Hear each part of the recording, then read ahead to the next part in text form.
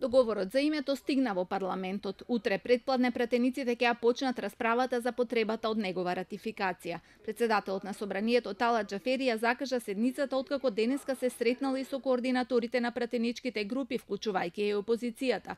Очекува до петок договорот да биде ратификуван. Предлог законот што предпладнево го усвои владата го достави со европско знаменце, што беше пресудно по изгласувањето на потребата расправата да се пресели во Комисијата за европски прашања, чиј председател е Артан Груби, а не во Комисијата за надворешни работи со која председава Антонио Милошовски и која е матична за ратификација и билатерални договори. Владата го разгледа и усвои предлог законот за ратификација на конечната спогодба за решавање на разликата како што е опишана во резолуциите на Советот за безбедност на Обединетите нации 817 и 845, престанување на времената спогодба од 1995 година и воспоставување на стратешко партнерство помеѓу страните на предлог на Министерството за надворешни работи. Предлог законот за ратификација ќе биде доставен до собранието со европско знаме.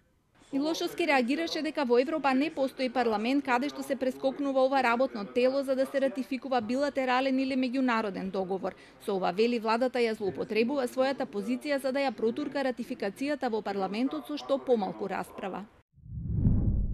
Кога еднаш ќе се прекрши правило, не е изненадување што истото се прави и по втор пат. Ова беше направено со законот за јазици, а безобразно се прави и сега, иако Комисијата за надворешни работи е матично тело.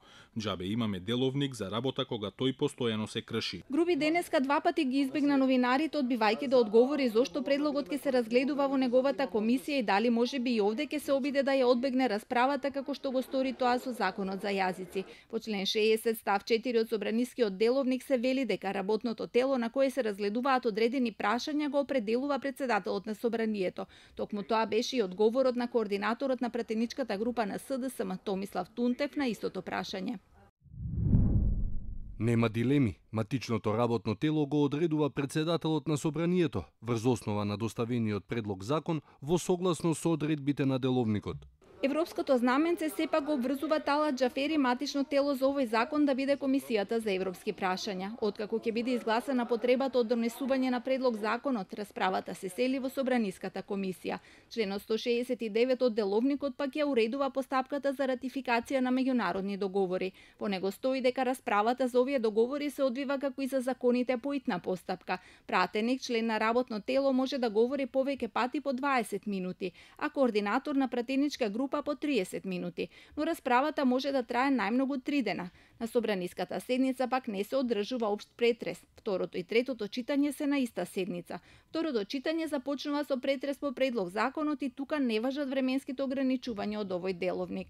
Собранието може да побара од матичното работно тело и законодавно-правната комисија да се изјаснат по амандманите поднесени по завршувањето на нивните седници.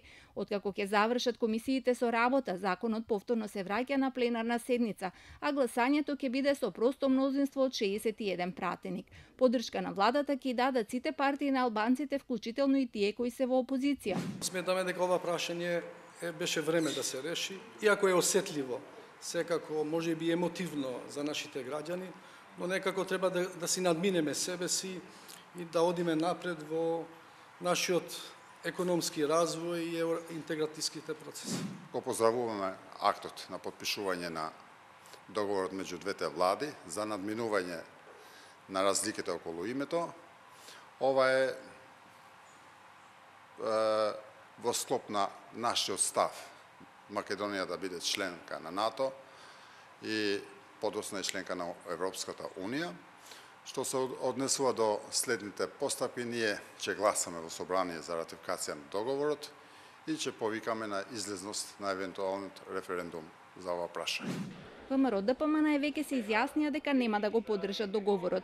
Ратификацијата во парламентот е услов што треба да го исполнат македонските власти за потоа грчката страна да ги извести ЕУ и НАТО, дека е надмината најголемата пречка за продолжување на интеграцијскиот процес на Македонија. Во овој случај важно е тоа да се случи пред почетокот на самитот на Европскиот совет на крајот на овој месец, со оглед на очекувањата нашата земја да добие датум за почеток на преговорите со ЕУ. По ратификацијата договорот треба да биде испратен до председателот Иванов, кој има рок од 7 дена да го потпише, доколку го употреби правото на вето како што најави. Договорот повторно оди во собраниска процедура,